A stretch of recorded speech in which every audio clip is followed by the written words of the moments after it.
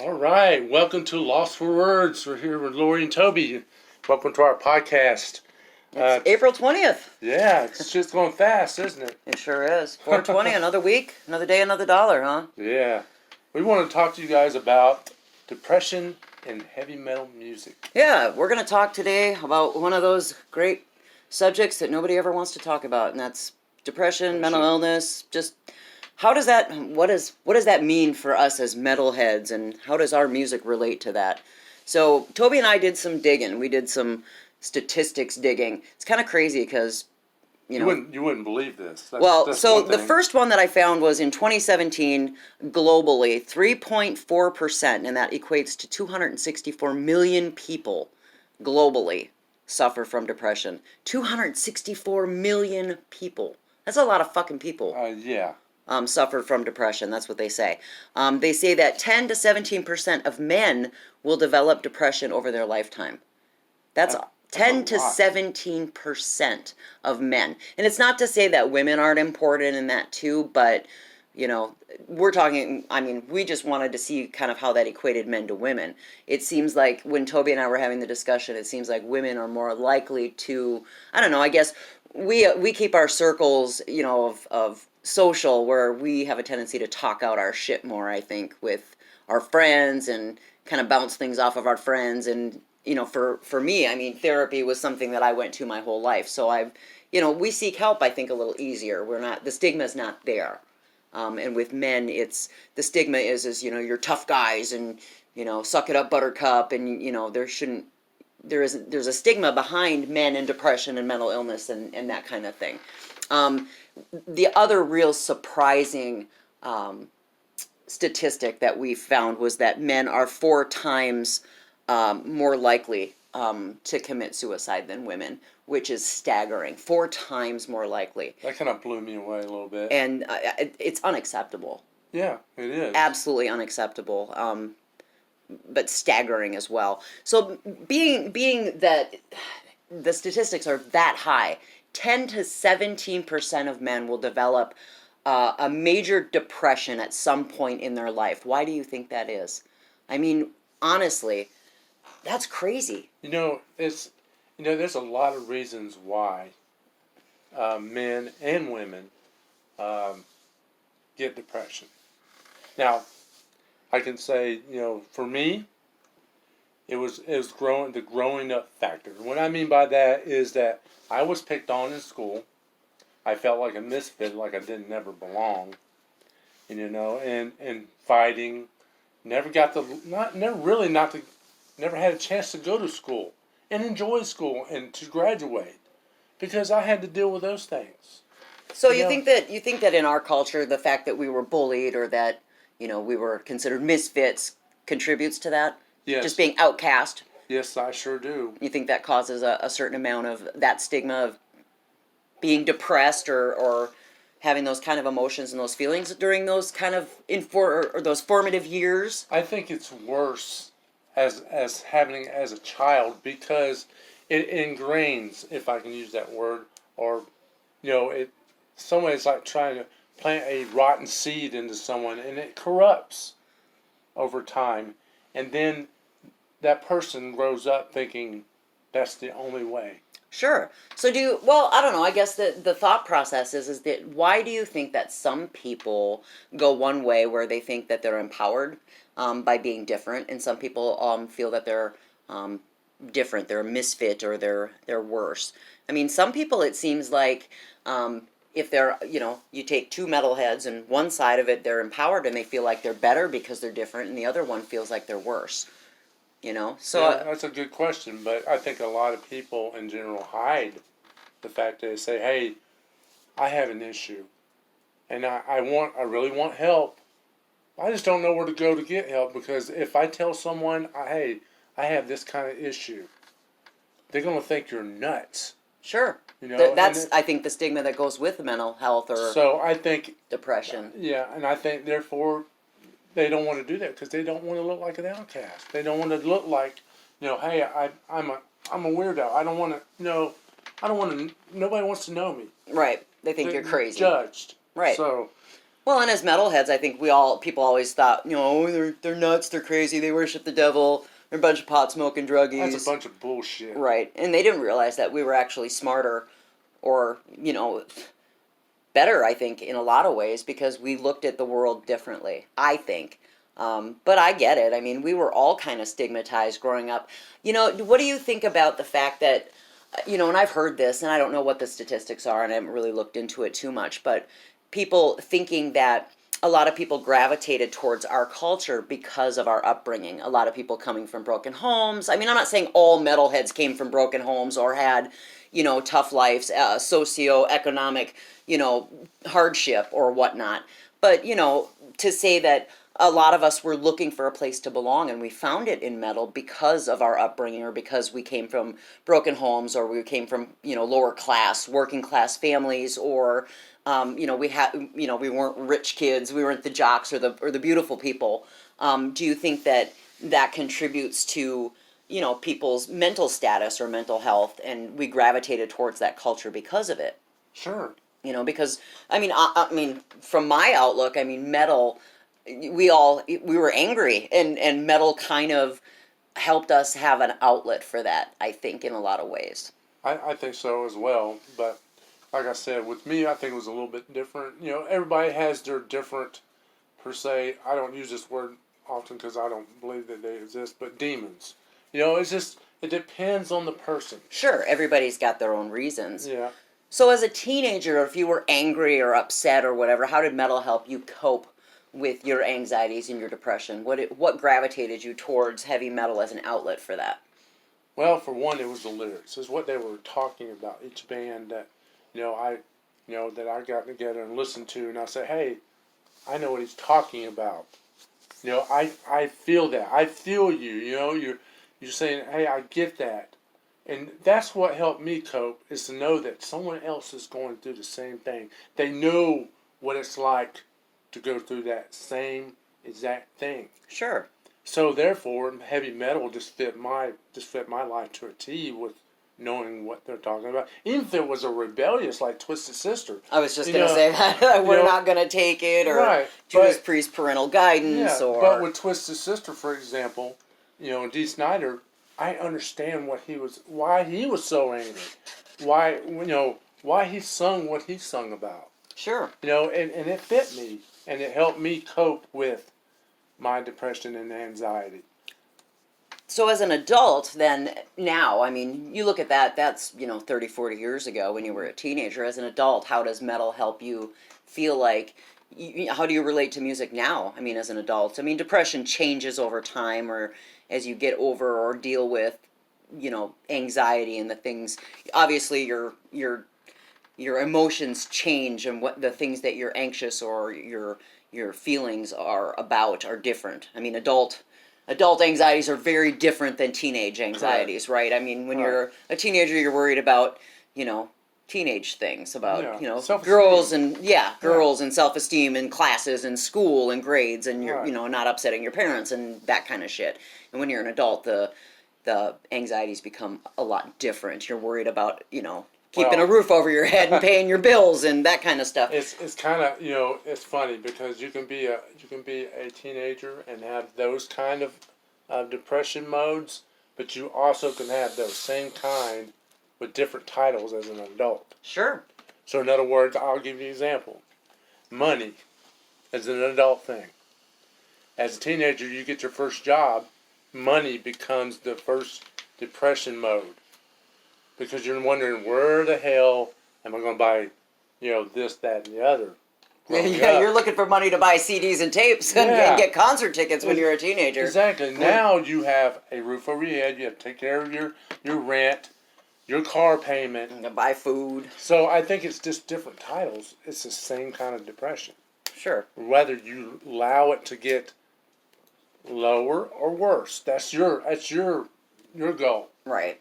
You allow it to control you, or you control it. So that's what I think about it. So when you think about music in general, and our music, our genre of music, and I don't know, I suppose the emotions that they portray. So what's important about the music, and and the emotions that it fits. Like for me, when I'm sad, I have a tendency to lean towards some of the sadder tracks to help me kind of cry it out or whatever. I mean, do you feel that you do that too? Like when you're feeling a little sad or depressed, do you tend to lean towards those to cry a little bit, or do you tend to put on more empowering stuff? Like when I'm angry, I gravitate towards more angry metal, to just kind of feel that anger and then push forward, or do you try to go in the opposite direction to kind of pull yourself out of that funk? What do you gravitate towards? When I'm in my really bad depression mode, I go right to the 80s hair metal of ballads and listen to something that I can relate to. Hey, this is how I'm feeling right now, and can you please help me cope with it today?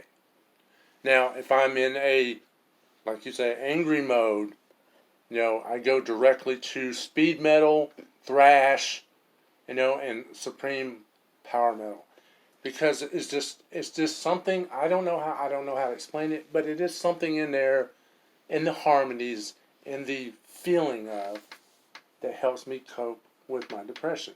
It is what they call a distraction, and that's what I use it for. I mean, the lyrics in every song, I don't care if it's metal, not metal, it's always going to come back to the lyrics of what they're talking about. So just keep that in mind. That's just the way I view things. Sure, absolutely. So you would you say that you use your metal music as therapy? Yes. Just relating to your lyrics and just the whole undertone of emotions that go with your metal music. I do, and I don't want anybody to think that nobody else can tell you that it doesn't work. Because they're full of shit. It does work. It does work. So, like I said, for me, I battle with depression most of my life, since my childhood. I'm to adulthood. I still battle it. But you know what? I don't let it get a hold of me and conquer me. I go to therapy. I get help. And if you are feeling this way today, me and Lori want you to know there is help out there, but you've got to want it. And if you don't want it, it's going to stick with you, and it's going to harm you. Okay. Now that's a hard note to hit, but it will. I'm going to put this out here. It is going to destroy you. So get help. Well, and we talked about that. I mean, the statistics are out there that if 10 to 17% of men are going to develop some kind of major depression in their lifetime, and four times as many of them are likely to commit suicide because of it. There's suicide hotlines here in the United States. I'm going to throw that number out there, 1-800-273-8255. Free call. If you ever need help, pick up that phone, call them. There are resources out there. I know a lot of people, especially with the pandemic, it's been tough.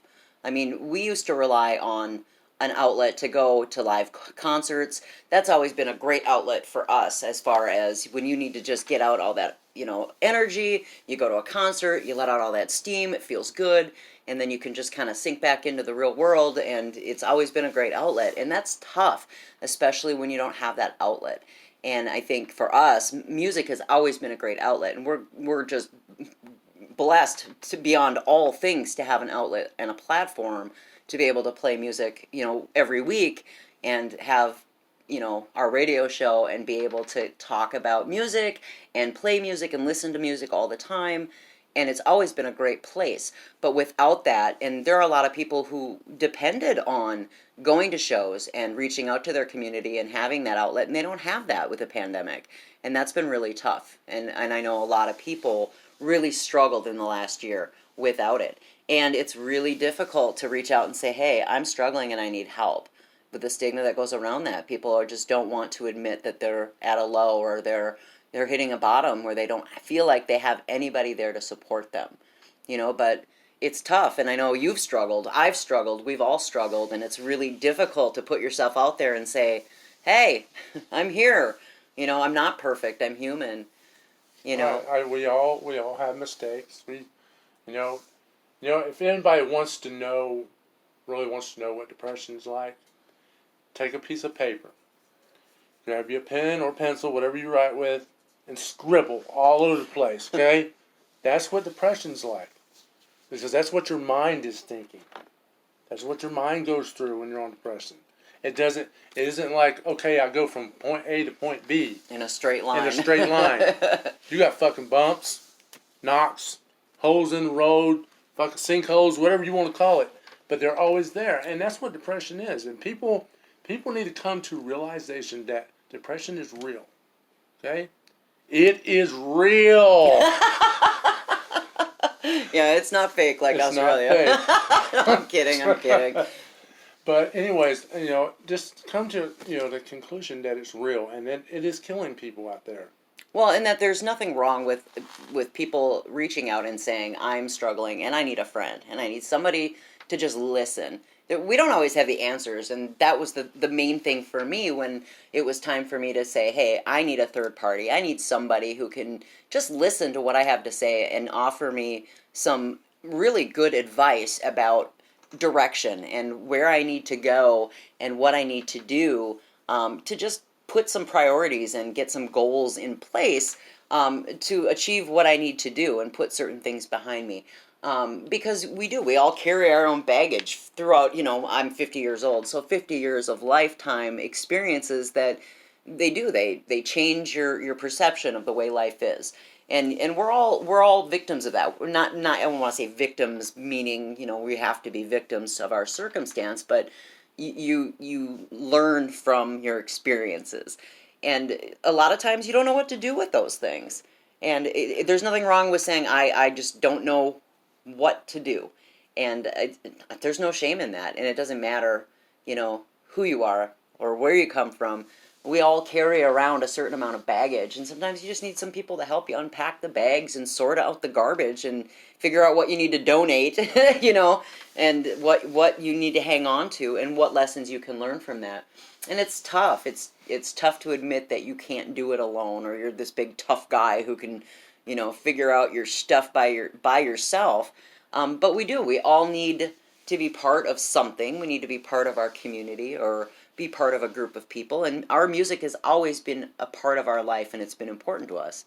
And I think that's important for us to cover, or for people to realize that, especially during this time, it's been tough on everybody. Being isolated and away from your family, so to speak, I put that in quotes, our metal family has been really difficult. People don't have the ability to get together and hang out and have that camaraderie that we're used to. And it makes people feel alone. And you're not alone. And I think our music reminds us that we're not alone. The lyrics remind you that you're not alone. They remind us that we're all in the same boat, pretty much. And that, that we can get through it together, I think, is kind of my takeaway totally anyway. But we hope you guys are all doing well. We know that this last year hasn't been easy. We're all doing the best that we can. We talked last week about, the things that divide us. And we're hoping that we can work on things that will unite us. Exactly. As far as, coming together, especially during times that are tough. And realizing that we all have things that suck. Yeah. But it's nice when you do have people who understand that life can be sad sometimes, and it's great when a band that you really love will put out a song and you read the lyrics and go, "Oh, dude, I get it. I've been there. I feel that. I get it." And then you can go, "Yeah." And then it just makes you feel like you can wake up in the morning and get on with it and go, horns held high another day, right? So just remember, united, we all stand together as one. You got that right. We are what we are. We are metal. So we hope you guys enjoyed our little podcast and talking a little bit about mental illness and depression. And again, let us know what you think. We know a lot of you do struggle with that same kind of issue as Toby and I have. It's kind of transparent. It's not an easy subject to talk about, but we hope that it helps you to know that you're not alone. And if you guys feel like you have needs that you need to talk about, definitely know that people are out there. There are plenty of resources, not just in America, but all over the world. They have hotlines out there.